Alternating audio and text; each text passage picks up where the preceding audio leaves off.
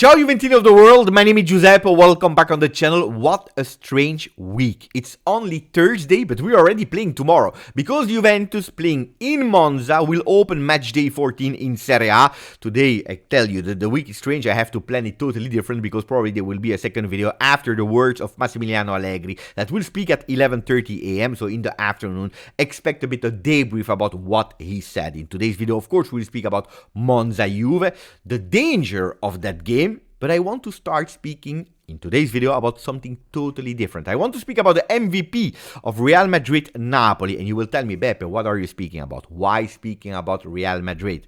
There is a link. There is always a link. If you want to discover what is the link, please now put the maximum of like. Don't forget to subscribe to the channel. Put a bit of power. Dai, support the channel because now we start. We start speaking about Jude Bellingham. What a performance yesterday. It's not the first time this season that it is MVP in Champions League. He scored, I believe, 13 goals this season already with Real Madrid. Mamma mia. What a player. What a fantastic player. The youth today, they are saying he is him. Well, after watching again Jude Bellingham, it's not the first time this season, but I think I have to say it. He is probably him. And wearing that iconic number 5, the one of Zinedine Zidane at Real Madrid, made for him, mamma mia. But it's not only the goal that he scored yesterday, the assist that he's doing, but I was listening to a French YouTuber and he was describing a bit Jude Bellingham, and I have to admit that he was totally correct when he was referring to the movie Space Jam. Do you remember the movie Space Jam when they were able to steal the power of other ones? Well, it's a bit like Jude Bellingham. When he's playing defensively in the midfield, he's able to steal the power of the defenders, going in tackle, going physically. When he's playing as a number 10, he's able to take, stealing these, maybe the powers of Zidane, seeing the spaces, fantastic assist, going into spaces. When he's playing as a number 9, when he's playing as a real number 9, he's able to steal the powers of the real best striker because he never missed. Mamma mia, what a player. But of course, it's not only Jude Bellingham that is playing, because alone you can't do anything. He's playing with 10 other players to start the game with, plus the subs. Ragazzi, AS, the Spanish paper, is starting today with mucho presente, mucho futuro. What does that mean? A lot today, present, a lot of future, because they were playing with a team that was really young, especially offensively. And the crazy thing, because they won yesterday 4-2 against Napoli, is that they were missing Courtois. They were missing the second goalkeeper, Kepa, Eder Militao, Vinicius Junior, Aurelien Tchouameni, Eduardo Camavinga, Arda Güler. We are speaking about our Turkish man, Kenan Yildiz, that is fantastic. But they just signed Arda Güler, that is the Turkish star at the moment, the next one to be a world player. Mamma mia. And they were even missing the experience in the midfield of Luka Modric. Mucho presente, mucho futuro. Why am I speaking about it now? You will tell me, Beppe, ma basta.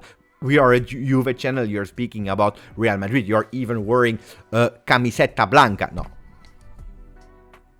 It's actually the Christmas jumper of Juventus, the Christmas sweater of Juventus that you can find, of course, online on the Juve store. Fantastic. It feels great. I'm happy. I'm already in the Christmas mood, anticipating Christmas month with one day. Anyway, that's not what I want to speak about. I want to speak about Napoli, that yesterday played with their starters. They had 7 points. They finished with 7 points today. They have one game to go.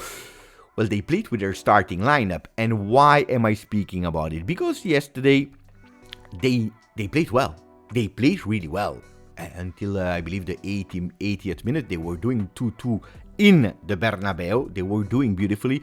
Why was I watching really curiously that game? Because, after Monza, we will play against Napoli. So I wanted to understand what the Mazzarri Napoli was doing.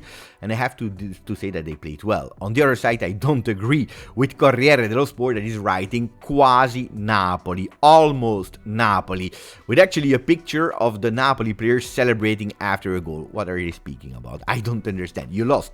You lost 4-2. It brought you 0 points. It's not even a draw or whatever, and you're showing a picture of celebrating people. It's a bit annoying, as an Italian, even if I don't support Napoli, to see this kind of picture, like, wow, fantastic, now you lost 4-2, so calma. But I have to admit that Napoli with Mazzarri, maybe De Laurentiis was right in subbing out Rudy Garcia and subbing in Mazzarri, coming back after 10 years.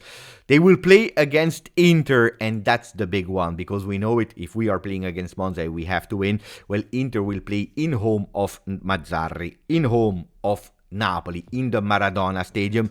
And seeing the team of yesterday of Napoli, I believe they can do something. On the other side, yesterday, Inter was playing with a total change of formation. Even if they continue to play that 3-5-2, well, they were playing with Jan Bisek. When my son watched the name Jan Bisek, he said, who is that guy? Hey, who is that guy? Well, he was starting yesterday in Champions League together with Aslani, with Carlos Augusto, with Davy Klaassen, Davide Fratesi, Matteo Darmian up front, Arnautovic and Alexis Sanchez. In the goal, Emil Audero. Some people were telling me in the comment section, but you know, Inter, they didn't push in the last 20 minutes, in the last 25 minutes against Juve in the Derby d'Italia because they were thinking about Champions League, because they want to finish first in that group, and they were, you know, resting their players so that they would be in total form in Champions League. If you see the starting lineup, ragazzi, they were even losing 3-0 in first half before a pep talk of Inzaghi that actually made that remontada, finishing 3-3 yesterday against Benfica, that is reaching their first point in Champions League.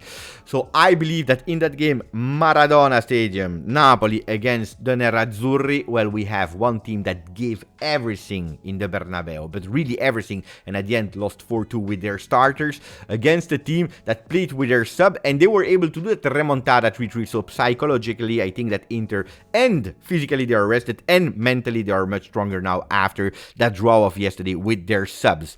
Now, to go back to Juve, because it's time to really go into detail about Juve, if we are speaking about the fact that Inter, they didn't want to push because they wanted to rest for the Champions League. And what we now, because you saw the lineup, we pushed away. That theory, that excuse is absolutely not valid.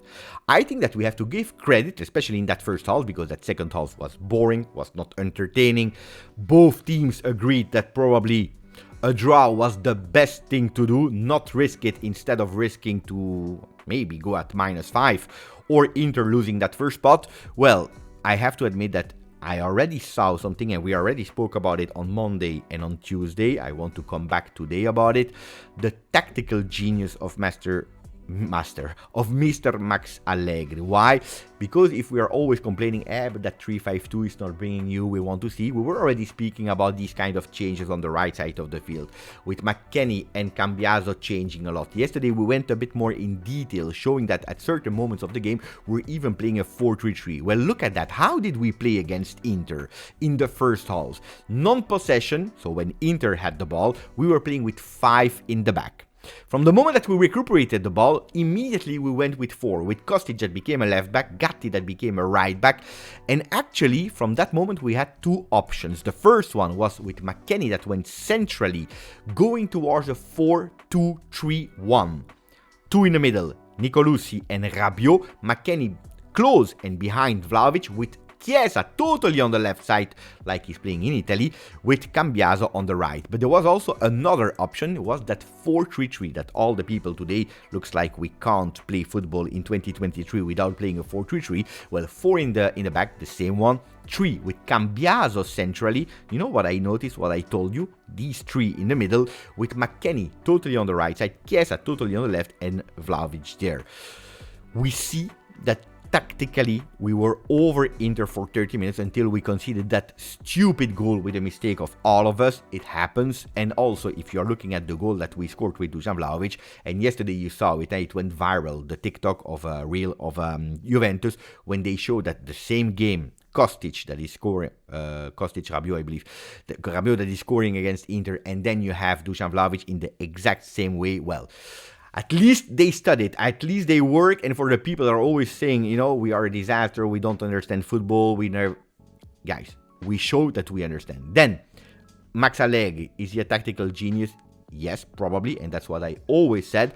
On the other side, is he an entertainer? Absolutely not. Max Allegri is absolutely not an entertainer, and probably this is what Juventini are missing, that entertainment, because let's go back, it was really boring. On the other side, we have to look also at the good things, and this year, Juventus, like Gazzetta dello Sport, is big against the bigs. Is big against the bigs. If you don't believe me, look back at last year. In 14 games against the 7 bigs, home and away, we had 14 points. We were never able to beat the bigs except of Inter. We had a lot of difficulty, so 14 points out of 18. This year, after 5 games against the big, we have already 10 points. So we see a big improvement. What is showing actually that Juventus is starting to believe that not only they have to play against the small teams, not only they have to do good against the small teams, but also that we can compete against the big ones and also achieving results that at the end, small teams, big teams, at the end of the season will be important to dream about something big. On the other side, if Max Allegri told you that that draw against Inter is probably a bit more beneficial for us, for the Juventini, because it gives us awareness that not only we can compete against Milan, that had a red card, we can compete against the Lazio, that is totally doing disaster, we can win against the Fiorentina with the Calcio Champagne of Italiano, but on the other side, we can also compete against the finalists of Champions League of last year. But attenzione, because now it's the moment to keep our feet on the ground, okay?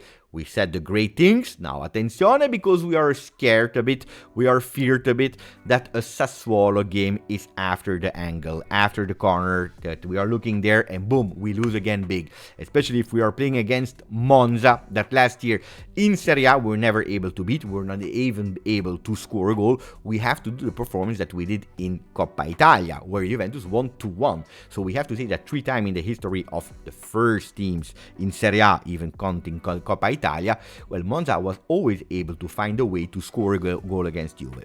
Attenzione, don't underestimate that game, especially if we know, as I already told you in the post-game of Juve-Inter, that we don't have a lot of experienced players that are used to play that top of the ranking. Against Verona, and we did it, and we went first in Serie A. Then there was the game against Cagliari, and we went first in Serie A. Both of the time for one night only. Against Inter, we were not able to do it, because that would have meant that for an entire week we would have been first in Serie A, and maybe even longer.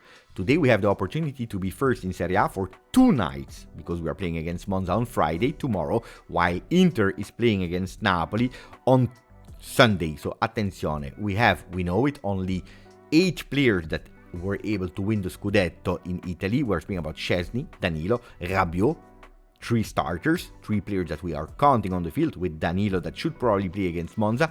On the other side, it's a lot of bench players that won. Rugani, Alexandro, De Sciglio, Pinsoglio, and Moiskin. They will be important from the bench, they will be important in the locker room, but probably we don't have the players that are used to play these first positions. So the game of tomorrow is crucial, is vital.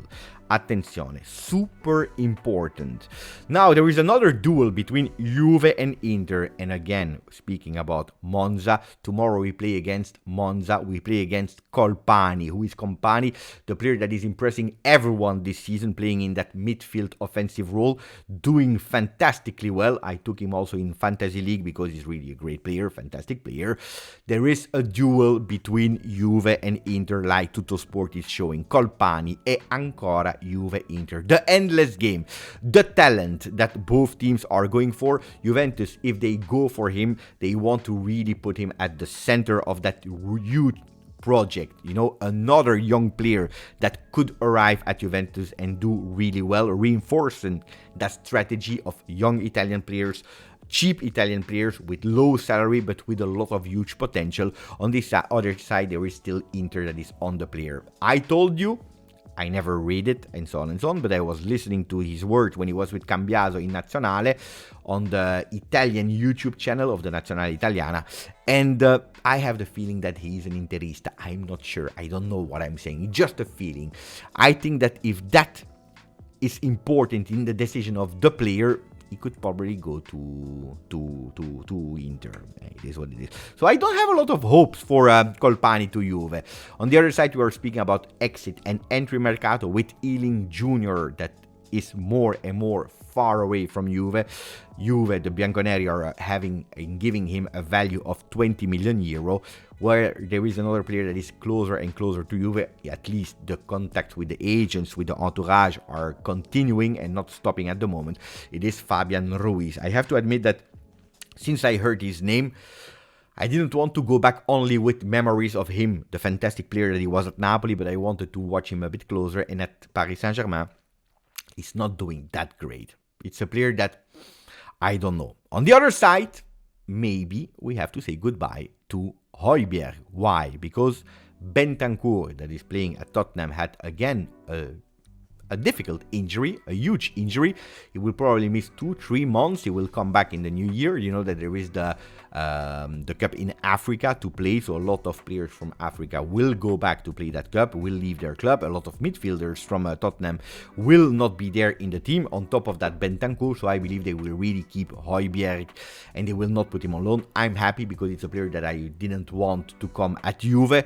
On the other side, who can come and reinforce Juventus? It could potentially be Bernardeschi that can play different roles, because yesterday he was in front of the JDC. He was there. There were some fans. He was signing some shirts, and the tifoso was saying, "Will you come back in January?" And he said with a smile, "Lo spero, speriamo." We hope so. I hope so. Attenzione, Bernardeschi comeback could potentially be. Let me know everything that you think here in the comment section, because I want to know your reaction about Bernardeschi coming back to Juve. We finish with the first page of Gazzetta dello Sport. Milan, stai attento. Milan, pay attention, because like that you are throwing away 113 million euro. What are they speaking about? They are speaking about the fact that if they are last in the group, if they are eliminated, not participating to Europa League, not going to the next round of Champions League, and also not going to the World Cup in 2025 for clubs, the first edition, well, they are throwing away all the millions that they probably received thanks to the non-qualification of the field of Juventus in Champions League. With all the Mercato that they did, etc., etc., they could go in huge problems. So that 6th game of Champions League, where they don't have their destiny in their hands, will be so important. Gazzetta is also speaking about Federico Chiesa on the right side with Maxi Juve. They spoke about Juve is big against that big. We already mentioned that, but also about Federico Chiesa. Chiesa and the entourage are speaking with Juventus that really wants to try to extend one more year of Federico Chiesa. There is one thing that is good, is that the entourage or Chiesa promised to Juve he will not leave for free. Is that a good news? Yes, because we can cash in if he leaves. Is that the extremely good news for the people that want Federico Chiesa to stay at Juve for 10 years? We don't know. Because or that means that he can stay at Juve for next years. He can renew and renew and renew. Or he can potentially even renew 1 year and then leave in the summer market, where Juventus will be able to cash in on Federico. So we don't know at the moment, but the discussions are ongoing and we will continue to speak about it in the month of December, January, February. Let's see what will happen on the front of Chiesa. I hope you enjoyed the video. Maximum of like. We see each other later after the words of Massimiliano Allegri. Grazie, forza, Juve.